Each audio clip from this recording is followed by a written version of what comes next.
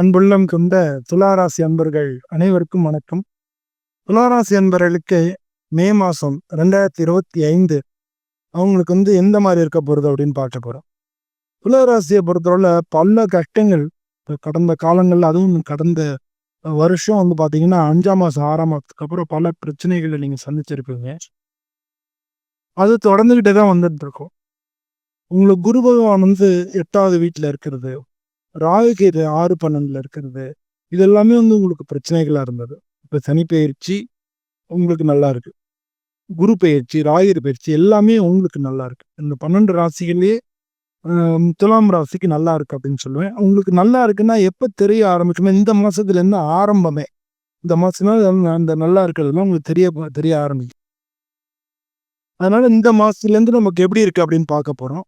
முதல்ல துளாராசி அன்பர்களுக்கு இந்த மாதம் புதிய வேலை வாய்ப்புகள் இருக்கும். வேலை பார்க்குறவங்களுக்கு நீங்கள் வேறு கம்பெனிக்கு போகணும், ரொம்ப இந்த பக்கம் பிரச்சனை, அதனால மேலதிகாரியோட பிரச்சனை, வேறு கம்பெனிக்கு போகணும் அப்படின்னு சொல்லியிருப்பீங்க. இல்லை வேறு கம்பெனியில் வேலை கிடைக்கும்னு நினச்சி வேலை விட்டுருப்பீங்க, வேறு வேலை கிடைக்காம தடுமாறி இருப்பீங்க. இது மாதிரி பல பொருளாதார இழப்புகளும் உங்களுக்கு வந்திருக்கும். இதெல்லாம் இப்போ சரியாக போகுது. அதனால் புதிய வேலை வாய்ப்புகள் கிடைக்கும். நீங்கள் ஒரு ஆஃபீஸில் இருந்தீங்க, உங்களுக்கு பதவி உயர்வு, நல்லா ஒர்க் பண்ணுறீங்க, பதவி உயர்வு வரல, அதெல்லாம் எதிர்பார்த்துக்கிட்டு இருந்தீங்கன்னா இப்போ கண்டிப்பாக பதவி உயர்வு நிச்சயமாக கிடைக்கும். சூரியன் புதன்லாம் 7வது இடத்துல இருக்குது, புத ஆதித்ய யோகம், அதெல்லாம் உங்களுக்கு நல்ல பலன் கொடுக்கும். அதனால நீங்கள் பிளான் பண்ணதெல்லாம், ஏற்கனவே பிளான் பண்ணி வச்சிருக்கிறத எல்லா திட்டங்களும் உங்களுக்கு வெற்றி அடையும்.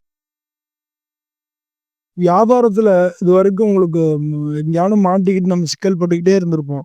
இப்போ நீங்கள் மேற்கொள்ளக்கூடிய எல்லா விதமான முயற்சிகள் நிச்சயமா பலனுள்ளதாக இருக்கும். மே மாதம் 14ஆம் தேதிக்கு அப்புறம் உங்களுடைய உழைப்பு, திறமை இதெல்லாம் நல்ல அதிகமான வருமானத்துக்கு வழிவகுக்கும். பொதுவாக பண வரவை பொறுத்தளவில் பணம் கொஞ்சம் பிகினிங்கில் பண வரவில் கொஞ்சம் தாமதம் ஏற்படும். நீங்கள் குடுக்கல் வாங்கல அதெல்லாம் நல்லா இருக்கும். சிறிய முதலீடுகள் அதெல்லாம் அதெல்லாம் உங்களுடைய நிலைமை நல்லா இருக்கும். சுக்கிரன் பண விஷயங்களை கட்டுப்படுத்துறாரு.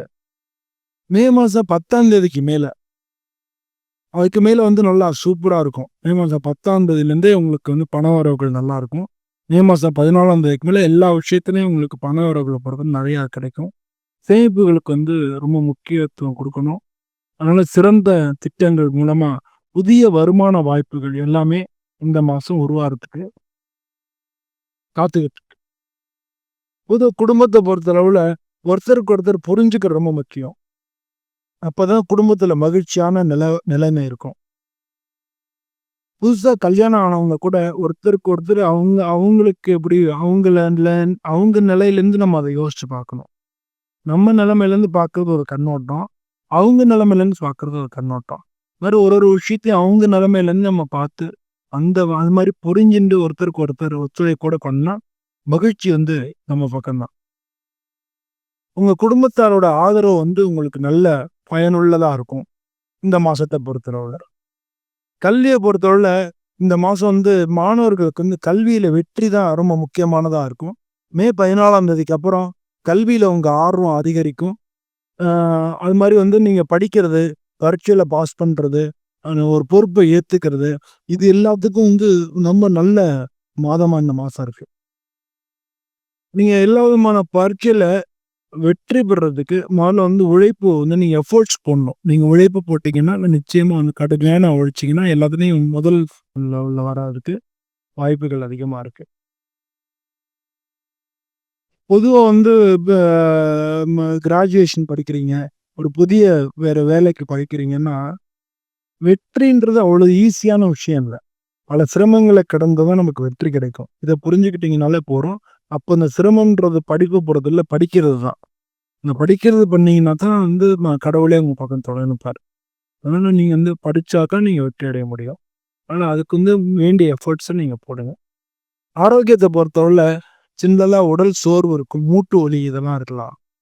நீங்கள் பொதுவாக உணவு பழக்க வழக்கத்தில் கவனம் செலுத்துறீங்கனாலே ஆரோக்கியம் நல்லா மேம்படும்.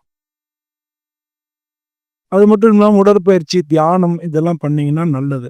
அது மனசுக்கும் உடம்புக்கும் ரெண்டுக்குமே வந்து நீங்கள் ஒரு பயிற்சி வச்சுக்கிறது நல்லது. மே மாதம் 14ஆம் தேதி உடல் நலம் நல்லா அதிகரிக்கும். உடல் நலம் நல்லா நல்லபடியாக இருக்கும்.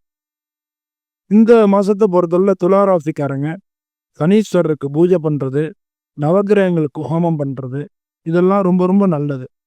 இந்த மாதம் வந்து உங்களுக்கு அதிர்ஷ்டமான நாட்கள்னா மே மாதம் 3ஆம் தேதி, 6ஆம் தேதி, 9ஆம் தேதி, 15ஆம் தேதி, 22ஆம் தேதியெல்லாம் அதிர்ஷ்டமான நாட்களாக இருக்கு. அதிர்ஷ்டமான நிறங்கள்னு பார்த்தோம் நீல கலர், வெள்ளை கலர், மஞ்சள் கலர் இதெல்லாம் அதிர்ஷ்டமான நிறங்களாக இருக்குது. அதிர்ஷ்ட எண்கள்னு பார்த்தோன்னா 3ஆம் நம்பர், 6ஆம் நம்பர், 9ஆம் நம்பர் இதெல்லாம் அதிர்ஷ்ட எண்களாக இருக்குது. பொதுவாக இந்த மாதத்தை புரிஞ்சுக்கணும்னா வேலையை பொறுத்தவரை புதிய வாய்ப்புகள் இருக்கும். உங்களோட முயற்சிகளுக்கெல்லாம் வெற்றி கிடைக்கும். பணத்தை பொறுத்தவரை பணம் வந்து கொடுக்கல் வாங்கல்ல அப்புறம் முதலீடு பண்ணுறதுக்கு அதுக்கெல்லாம் ஒரு நல்ல நேரமாக இருக்கும். குடும்பத்தை பொறுத்தவரை குடும்ப உறவுகள் ஒருத்தருக்கு ஒருத்தர் புரிஞ்சுக்கிறது இதெல்லாம் நல்லா இருக்கும். ஆரோக்கியத்தை பொறுத்த நல்ல ஆரோக்கியமான வாழ்க்கை தான் இருக்கும். பொதுவாக வந்து இந்த துளாராசிக்காரங்க இந்த மாதம் வந்து புதிய வாய்ப்புகள் கிடைக்கும், பெரிய வெற்றிகள் கிடைக்கும். ஆனால் சவால்களை சமாளித்து தான் நீங்கள் வெற்றி அடைய முடியும் அப்படின்றத புரிஞ்சுக்கங்க. என்றைக்குமே வெற்றி உங்கள் பக்கம்தான். இந்த மாதம் உங்களுக்கு மிக நல்ல மாதமாக இருக்கும்னு சொல்லி நானும் சுவாமியை பிரார்த்தனை பண்ணிக்கிறேன். எல்லோருக்கும் அடுத்த மாதம் நம்ம மீண்டும் சந்திப்போம். எல்லோருக்கும் நன்றி, வணக்கம்.